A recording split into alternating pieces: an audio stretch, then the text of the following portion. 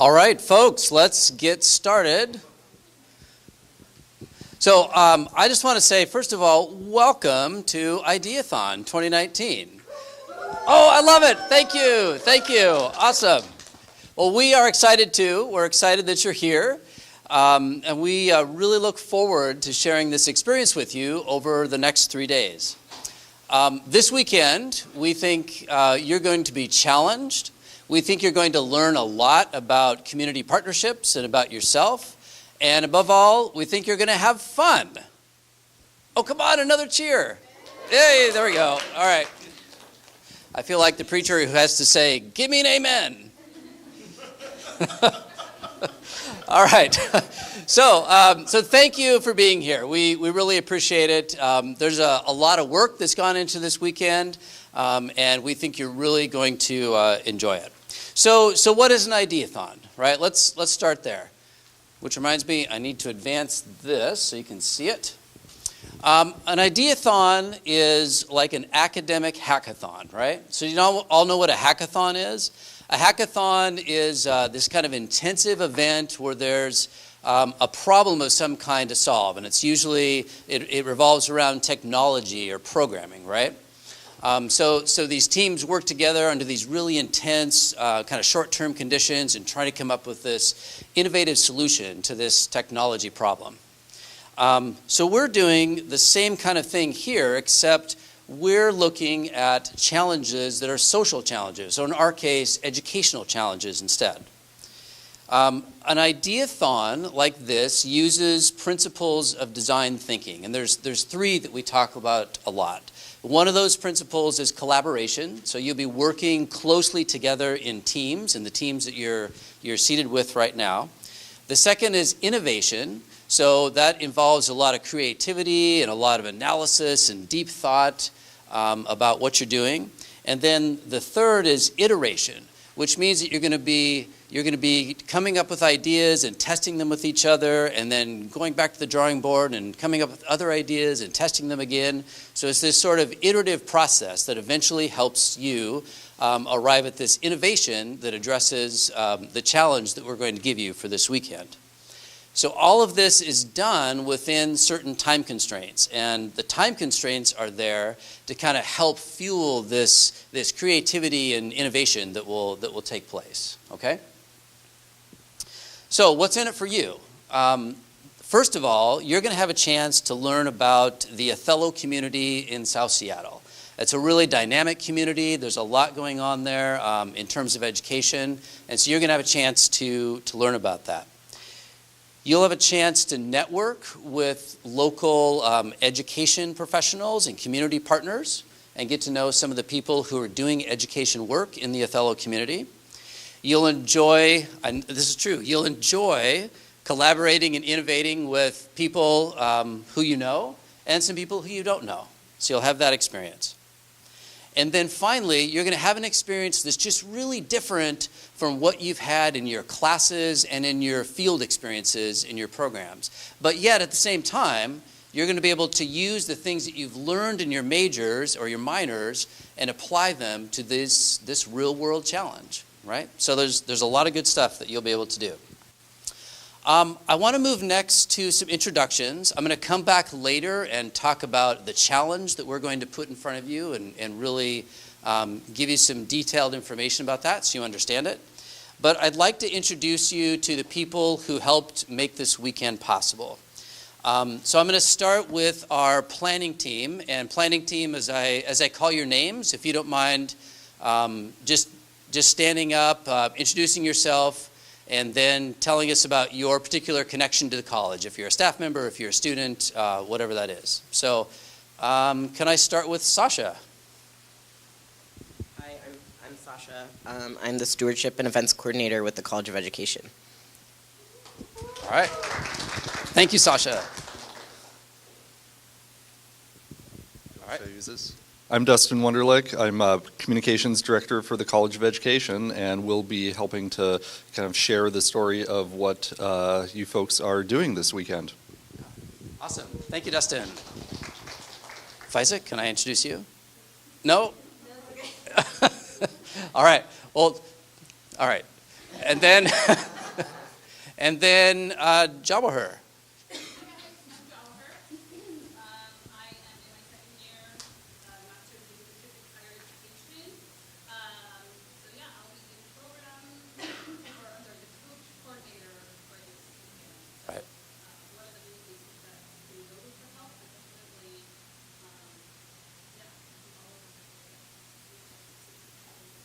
Yeah, absolutely. Thank you. Let's give a hand to all the planning team.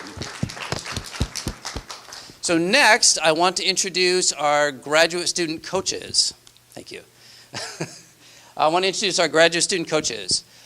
Same thing, I'll call your names, and if you can just stand up, tell us your full name and what your connection is to the college. So, Will, can I start with you?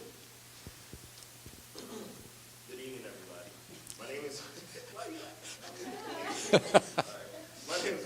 a second year PhD student at the University of Washington in Special Education Department. Yeah. Thank you, Will. Roxana?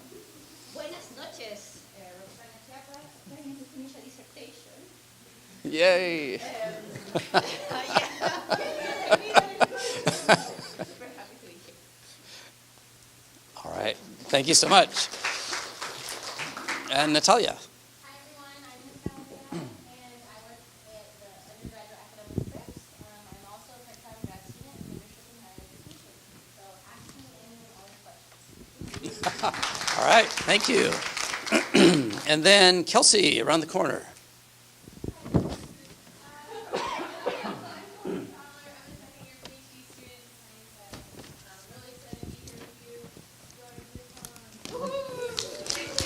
All right. Thank you. And then Weija.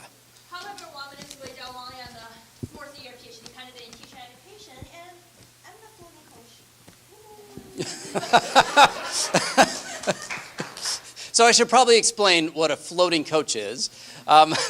So Weija is available to kind of fill in places. Like if your coach just is in a place where they need a break, Weija will step in.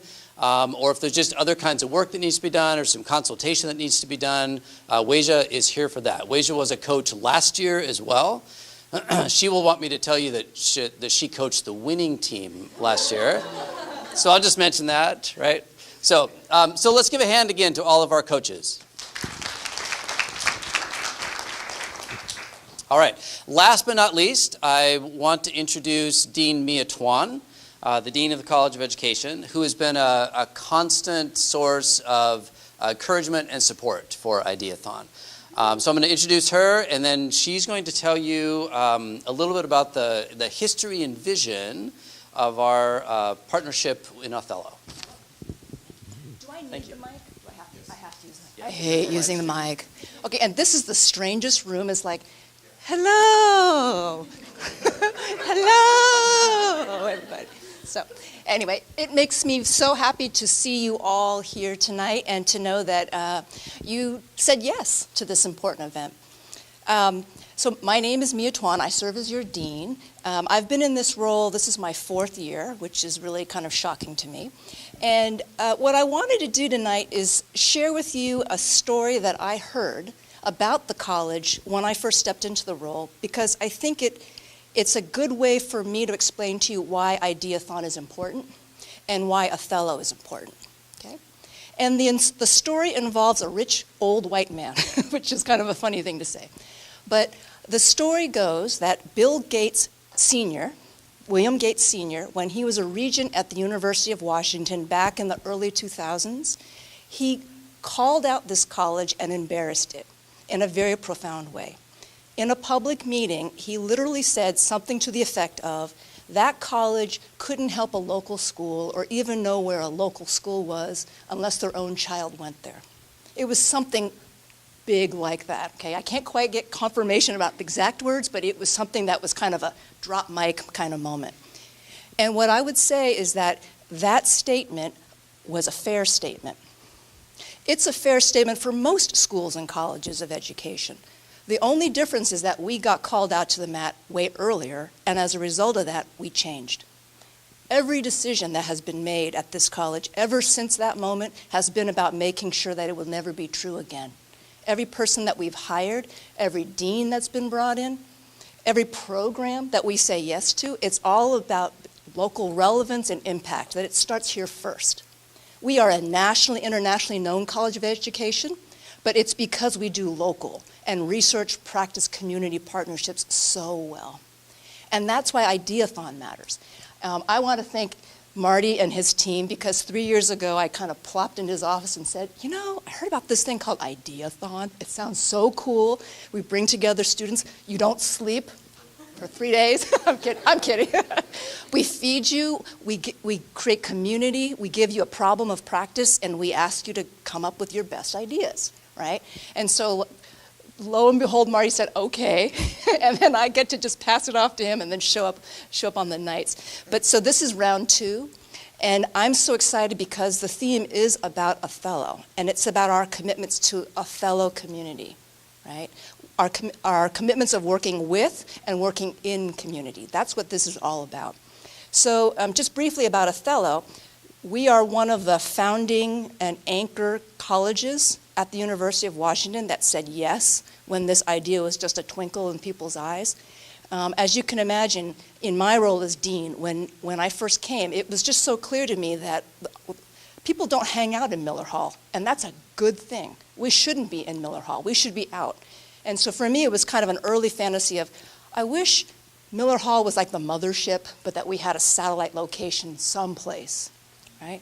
And that's really where my leadership and I guess my stewardship of the college came together with some other people across the campus who I found out were having the same kind of wish. And none of us were rich enough to do it on our own. But if you bring together 5, 6, 7 units across campus, suddenly you can kind of make things happen. And that's when funders start to say, oh, well, if you're willing to work together, maybe this is really something that's worthwhile investing in. And that's kind of a magical thing that it happened. So it opened in, let's see, what was the opening date? January, February? It took so long to open, right? We started paying rent on it like a year before, but it's open now, and I'm super proud and happy that Ideathon is going to be our first big event there. We've had small events, we've had classes, we've had like conversations. I brought my new boss, the provost, down there when I had my turn with him. And it's just, I'm super proud of the space, and I'm super excited about what we can do together in that space with partners, okay? So my final note is about prize money. One of the judges generously has offered to contribute $5,000 towards this event. $4,000 is going to go to the winning team's site to enact the idea that you all come up with. And the other $1,000 is going to be gift cards to be shared with the winning team. Don't I hear something like, woohoo, right? Yeah. So there's like prize bling bling at the end is in addition to all the good work that you're going to do. I'm super excited to see what you all come up with. I will see you Saturday late afternoon, early evening, and I hope you all have a wonderful time doing this. Thank you again. Thank you, Mia, and thank you again for your support. At this time, I would like to introduce Sunny Issa, who's in the back. Sunny is a staff member at the Othello Commons and also lives in the Othello community. And Sunny is going to tell us a little bit more about Othello, the community, as well as Othello, the Commons. Thank you, Sunny. Thank you. Hi, my name is Sunny Issa, and I am the administrative assistant for the Othello UW Commons, and I am also one of the judges for Saturday. So thank you for having me here, and thank you for having me in general. Thank you. As someone who has grown up in Othello and calls Othello home and is now working at the University of Washington as part of the Othello UW Commons project, I push you all to think of Othello not as an isolated neighborhood, but as parts of a collection of neighborhoods that create the community that is Southeast Seattle. And I mean to say Southeast Seattle from I-90 to the Bryn Mawr Hill, and if you were to look on a map, and which separates Seattle from Renton, the city to the south. and I-5 to the lake. So it's all of that entire southeast Seattle corridor. We're talking about some of the most diverse zip codes in the nation, where over 50% have identified another language as their first language other than English. And even more so, people, even if English is their first language, a larger percentage are bilingual or even multilingual. We are talking about a population that is about 30 to 40% foreign-born. In some places, it's about, in some parts of different neighborhoods, it's 60 to 70% of those neighborhoods are foreign-born. And a larger percentage of this 30 to 40% of all of Southeast Seattle have immigrant or refugee histories or experiences as part of their family history and backgrounds. And so that kind of celebrates the diversity that is Southeast Seattle, where Othello is situated and is kind of the center of. Some of the challenges that we are facing in Southeast Seattle, especially concerning around education, is that a lot of our high school students are dropping out of school before they reach the 10th grade because they don't necessarily see higher education, or they don't see the rest of high school as something that's as part of their destiny or their fate. We are also facing housing and gentrification and displacement as new urban developments are popping up, and something that's happening all around Seattle, but particularly in Southeast Seattle with the Link Light Rail Transit Corridor. And as part of this, and something else too, is we're seeing that not only with low-income folks or people who are coming from low-income backgrounds, that students who are on free reduced lunch or meals at schools are dependent on these meals for their own meals at these schools. And so what happens during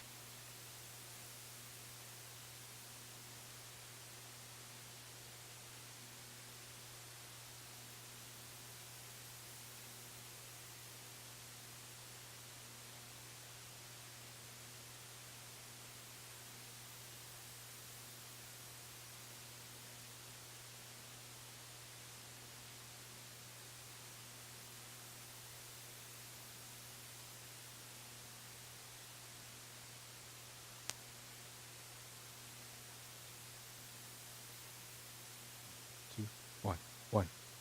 Check. Check. Check. 1, 2. 1. 1.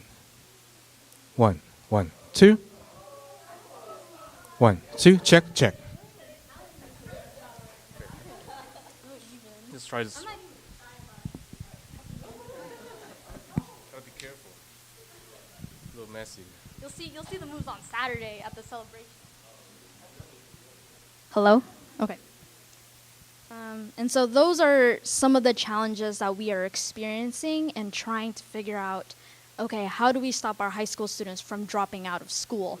How do we provide resources and support to families where both parents are working and kids are still at home, and how do we make sure that they're fed and they have the support at home so they can go to school and not have to think about their next meal, for example. And these are some of these descriptions that I've provided you of Southeast Seattle, and also the challenges are things that the University of Washington has identified, because a large number of students that go on to high school and graduate come to the University of Washington. And a lot of times the University of Washington has become their dream school, or the school that their families say, this is where you will find success, and this is where you will find, essentially where you will find success. And the Othello UW Commons was created out of this commitment that the university has to the neighborhood, as Mia has spoken about. There's kind of two parts to this project. One is the Othello UW Commons as a larger project. It is a space-place initiative, meaning that, and this is a two-pronged project, where on a grander level, it's an opportunity for the university to ask itself, what is community engagement? What does it mean for the university to be a community-engaged institution? And what does it mean for the university to have inclusive and mutually equitable community partnerships? And that's something that, those are questions that are being asked all around on this campus. The Othello UW Commons is a physical representation of that commitment that the university has to the future and current students, the staff and the faculty and the alum that live in the area, but also to the non-UW folks and the other community members and organizations that are trying to find the solutions to the challenges, and even other challenges that I haven't even talked about in the Southeast Seattle area. And so that's kind of the grander project of the Othello UW Commons. The space of the Othello UW Commons is an event space. If you were to come in, we're open.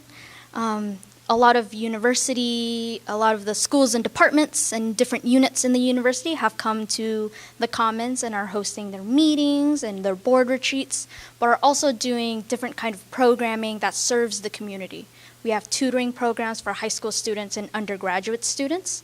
We have different classes where students with the university are also serving at local schools in the area or are working with different organizations in the area. And we also have events that are for the general public. And so these are some of the ideas and some of the events that are already happening at the Commons. But something that I push you to think about as you start creating and start designing these ideas and these projects for this weekend is how can we push those commitments and how can we push those partnerships even further? It's not just the university coming in and doing their programming and saying, bye, we did our tutoring program or we did our class. It is not just the community organizations coming in and saying, we had our meeting and we've solved gentrification or we've solved the gap in higher education achievement. But how do we bring the university and what the university can bring and what is already existing in the community? Or how can you all, in the projects that you are creating, help to inspire and empower communities so that these ideas don't just exist as ideas, but come to fruition? And so I'm excited to have the opportunity to have spoken to you today, but I'm also excited to see what happens this Saturday. Thank you. Thank you so much. Sunny, thank you so much. And I'm really glad that you spoke so much about the importance of partnerships in this endeavor, because that is a great lead-in to what we want to do next, which is to revisit our challenge, okay? So what you see here on the screens is, this is the kind of the statement of the challenge that you've seen in all of our printed and published materials about Ideathon. And what it does really is it provides some vision and some context for what the challenge is going to be. So I'm going to read it just to help us all remember and kind of get into this space again. So we believe that within 5 years, Othello will be a model for innovative and equitable education practices. How can the Othello UW Commons be a catalyst for making this vision a reality? So again, this is vision and context. So here's your actual challenge for the weekend. Again, I'll read it.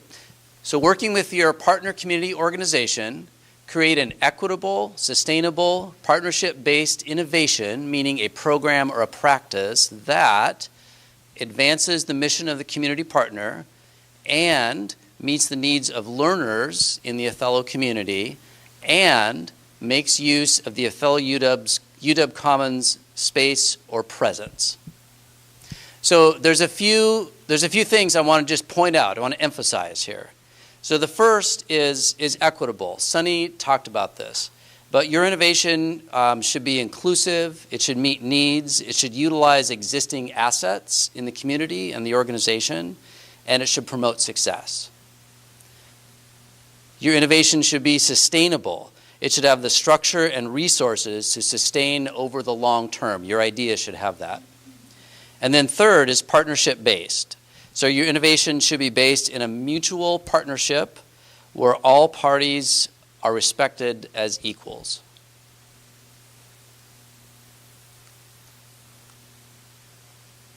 Now, we'll have this available to you again. This is not the only time you're going to see it, of course. So to say more about this idea of partnerships, it's my pleasure to introduce Dana Arviso, who is the director of Unite Ed.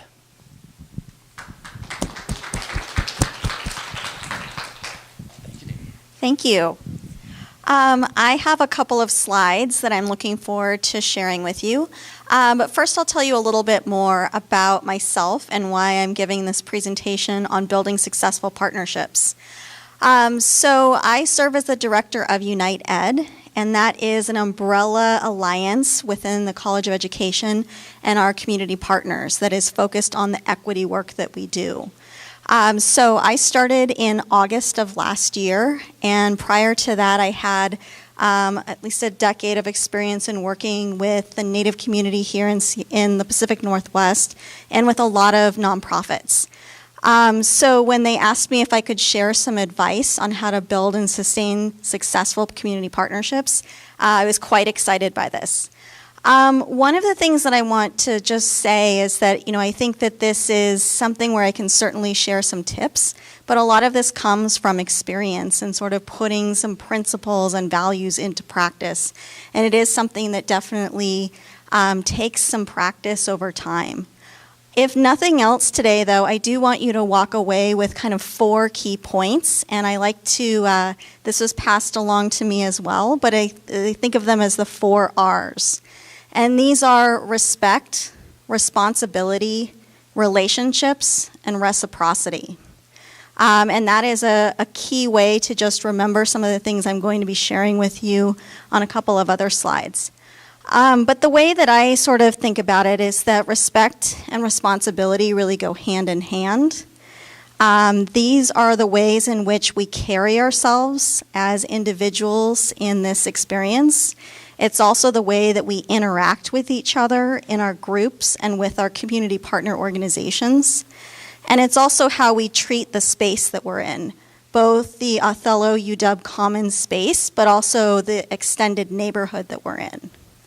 One key thing to remember is just that, you are representing the University of Washington and the College of Education in your interactions, and just think about how you want to bring kind of your best self to this opportunity. In terms of relationships, I think some guidance that I would give is that I do recognize that this is a competition. So there definitely, are different teams, and everyone would like to be the one that actually wins the competition. But I also want us to just be mindful that it's not just about the outcome of who wins. This is also about the journey of the next few days that you're going to go through, and hopefully some of the relationships, friendships, professional contacts that you make in this opportunity, and to carry that forward. The last thing is around reciprocity. I think that there was a good overview of sort of what do you get out of this experience, and Marty highlighted a few things. One was the opportunity to learn more about the Othello neighborhood, also to network, and then to collaborate with one another. I think something that's important for us to think about too is what does the community get out of this experience? I think a couple of things that I heard were that, certainly there is, a prize for the winning team, and a lot of that goes towards the organization itself. Another thing would be innovative ideas that hopefully can be seeded, not just in this year, but hopefully in the future.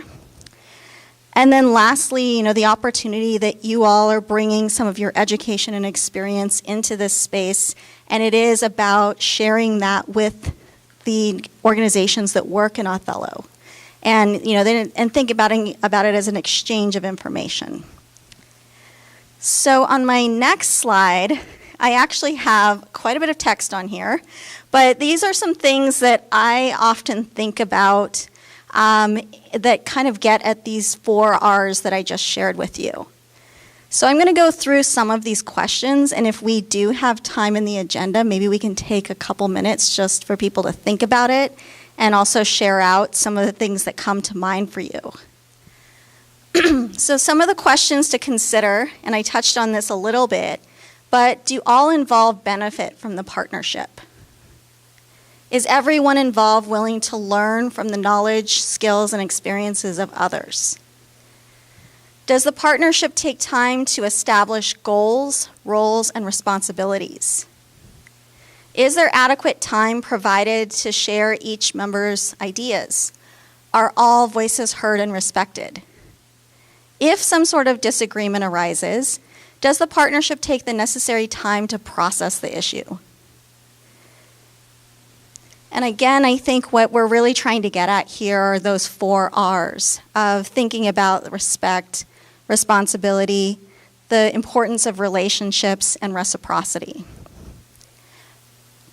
Oh, thanks. There's a few other considerations, and of course, I know you're not going to be able to take all of these into your experience that you have over the next few days, but these are also lessons I would share that, once you've graduated and moved on from UW, these are things to also keep in mind, when you actually settle into your careers as well. But I think it's important to also make sure that your partnership is starting out with a common understanding of equity. And if you don't come into this experience with that common understanding, I think it's a good idea to spend some time collectively defining that term. Has the partnership acknowledged some of the historical and current oppression that's present in the educational context? Has the partnership made sure to privilege the voices of those who live within the community and have direct experiences to share? And lastly, do the proposed solutions adequately address issues of equity? So I'm going to give maybe 5 minutes for everyone to kind of discuss these in your groups, and then we can kind of do a share out loud of just things that come up for you when you think about these questions.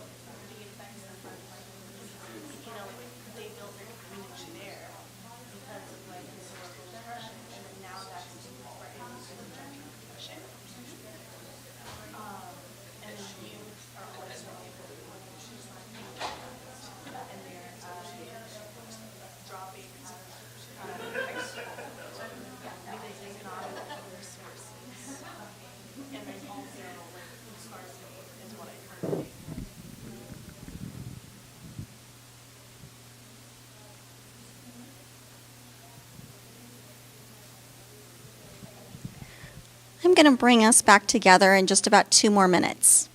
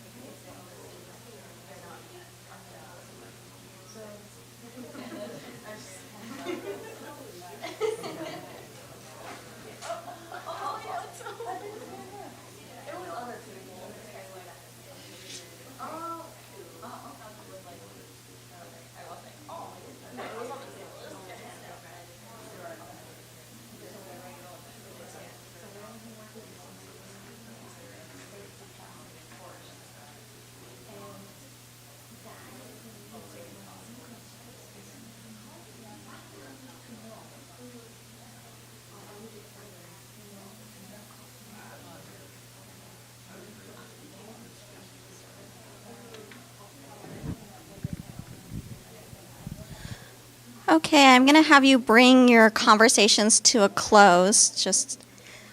We're going to go around and hear from each group a couple of key takeaways you had from this discussion.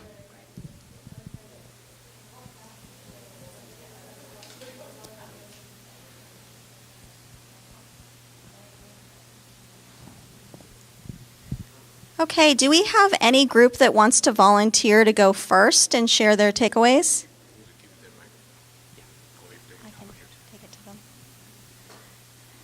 Any group that wants to go first in sharing? Okay. And just don't trip over this microphone. Can I do it from here, or do I have to go? Okay.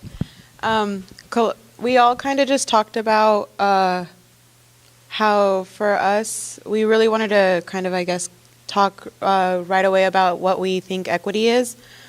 And many of us really talked about how for us, our first experience or our first understanding of equity had to do with the fence of the baseball game kind of like picture. I don't know how many people are familiar with that, but the boxes that people stand on, and how there's one version where everybody gets one box to stand on and not everybody can see the game. And then there's another version where there's somebody that might be shorter and they're given more boxes so that they can see the game. But then we also did have some people really remind us that just because one person might be visually something or categorized as something doesn't mean that all things are going to apply to them. So one thing we were discussing was all immigrants aren't going to necessarily have the same situation, so the intersectionality of their experiences and their demographics and how they identify are really going to change what they need and what their equity looks like. Great, thank you.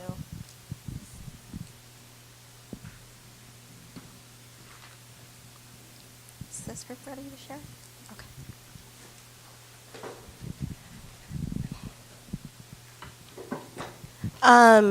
I think just like going off of what their group said, our group kind of discussed like that same image of the baseball or like game or whatever.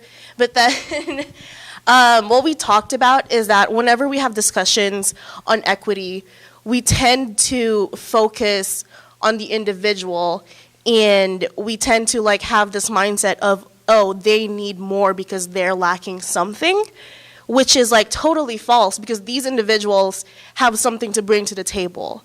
So when we when we work with these partners and create partnership, like making sure that their voices are centered and also acknowledging the historical and like current oppression that is being put on them, and it's really like systemic, and it's not, the blame shouldn't be put on the individual.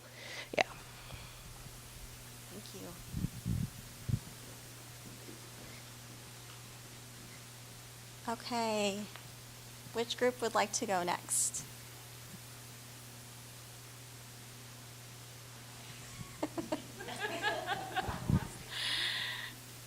Hi, everyone. So our team talked similar ideas about equity, and something that really stood out was how we're going to elevate these ideas, and something that came up was how we're going to use storytelling as a really powerful tool.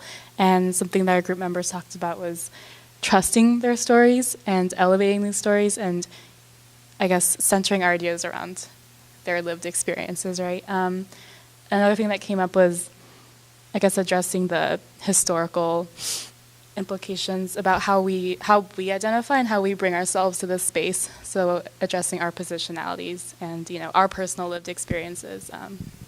Yeah. Thank you.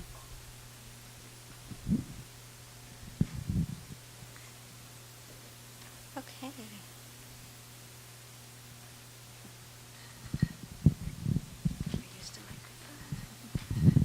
Hi. Our group talked about equity as well, and we kind of brought it down to the group working together and thinking about equity in that sense of what each of us brings to the group, and that we all have something different to bring, and valuing what each of us bring in our partnership together. And I think we talked a bit about the third bullet point, just the voices of the community, and just feeling really open to finding out what their needs are going to be.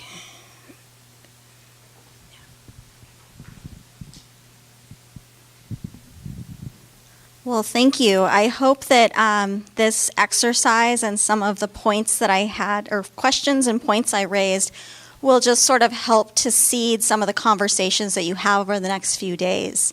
One of the things that I just really wanted to point out is that, you know, I think we're looking for an outcome that centers equity, but it's also important that we exhibit equity in the ways that we work together.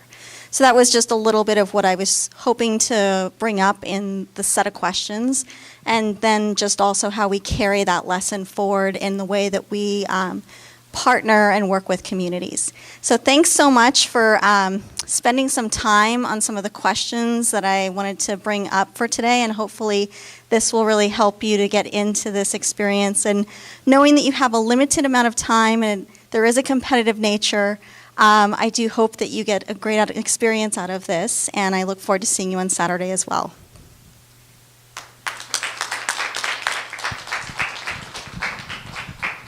All right, thank you so much, Dana. In just a moment here, we're going to take a break. Just take 5 minutes or so to kind of get up, move around, get more food if you want, use the restroom, and so on. But before we do, can you please just join me in thanking Dana, Sunny, Dean Tuan, and all of you who shared recently in these questions. Thank you very much.